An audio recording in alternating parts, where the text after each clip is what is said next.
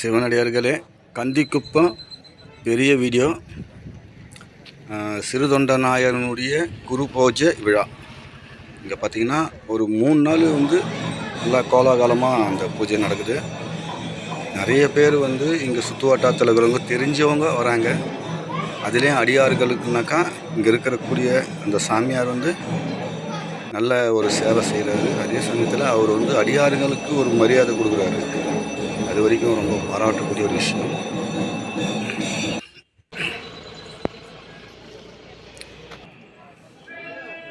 மொத்தம் ஒரு 3 நாள் விழாவாக நடத்துகிறாங்க.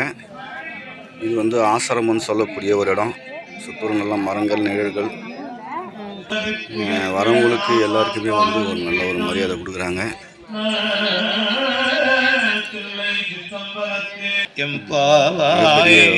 நாம் தொடர்பு கொண்ட இடமெல்லாம் தூய்மை செய்கின்ற வருண பகவானே, சிவபெருமானுடைய செஞ்சடையில் வீற்றிருக்கின்ற புண்ணிய நதி ஆகிய கங்கை முதலான நதி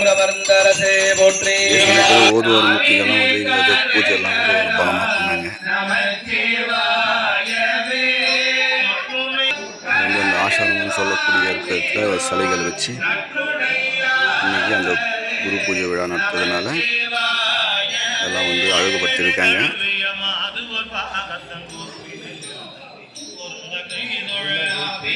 இங்கே செய்யக்கூடிய பேக் எல்லாம் பார்த்தீங்கன்னா அந்த அடியார்களுக்கு தான்.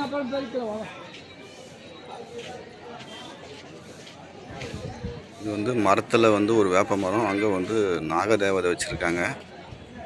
தொட்டில் கட்டியிருக்காங்க. நிறைய தொட்டில் இருக்குது. ஒருவேளை குழந்தை வரம் வேண்டி கட்டினாங்களா என்னன்றது விவரம் நான் சரியாக கேட்கல. ஆனால் நிறைய வேண்டுதலுக்காக இது எங்கன்னா தொட்டில் பார்த்திங்கன்னா ஒரு 4000 தொட்டில் 5000 தொட்டில் இருக்குது. எல்லா இடத்துலையுமே கட்டியிருக்காங்க. நீட்டுக்கும் காம்பவுண்ட்லேயும் மரத்துலேயும் கட்டியிருக்காங்க.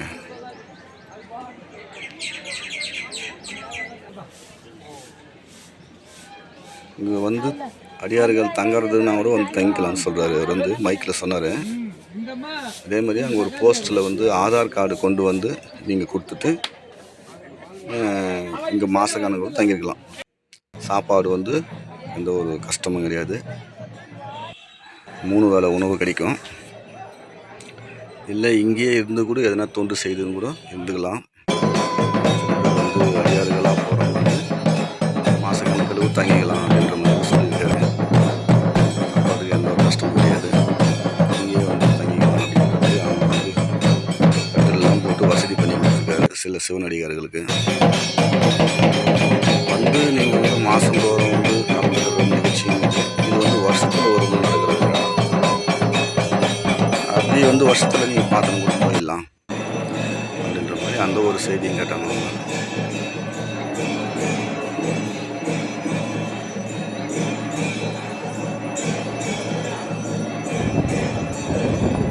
நான் பார்த்த விஷயம் நிறைய அடியார்கள் கூட்டம்.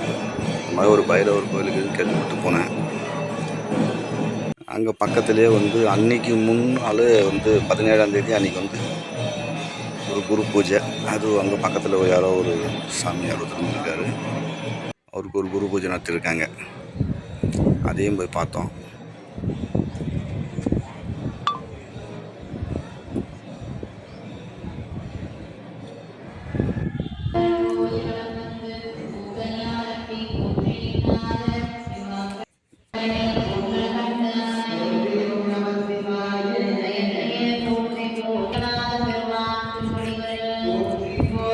சுற்றி இருக்கக்கூடிய உள்ளே இருக்கிற பிரகாரத்தில் இருக்கக்கூடிய சிலைகள் எல்லாம் கோயில் சுற்றி வீடியோ எடுத்து காமிச்சிருக்கேன் பாருங்கள். இன்னும் இறக்க வேண்டிய நிறைய இடம்லாம் இருக்குது. இருந்தாலும் வீடியோ பெருசாக போனால் நீங்கள் பார்க்கறதுக்கு கஷ்டப்படுவீங்க. போனாக்கா நீங்கள் பார்க்கலாம். தங்க வசதியெல்லாம் அதே சமயத்தில் நீங்கள் போனாலும் பார்த்துட்டு சீக்கிரம் வரனா கூட வந்துடலாம். விருப்பம் இருக்கிறவங்க 2 நாள் தங்கியும் இருக்கலாம். அடியார்களுக்கு அங்கே நல்ல ஒரு மரியாதை இருக்குது. ஃப்ரெண்ட்ஸ் பாருங்கச்சா போய் பாருங்கள். வருஷத்தில் ஒரு நாள் சித்திரை மாதத்தில் அமாவாசையில் வரக்கூடிய நட்சத்திரம் பரணி நட்சத்திரத்தில் வரக்கூடிய ஒரு குரு பூஜை இங்கே அடியார்களுக்கு செய்யணுங்கிறதுக்காகவே நல்ல சாப்பாடு. இது உள்ளே உணவு எந்த நேரமும் 3 வேளை உணவு கிடைக்குது. கண்டிப்பாக நீங்கள் பாருங்கள்.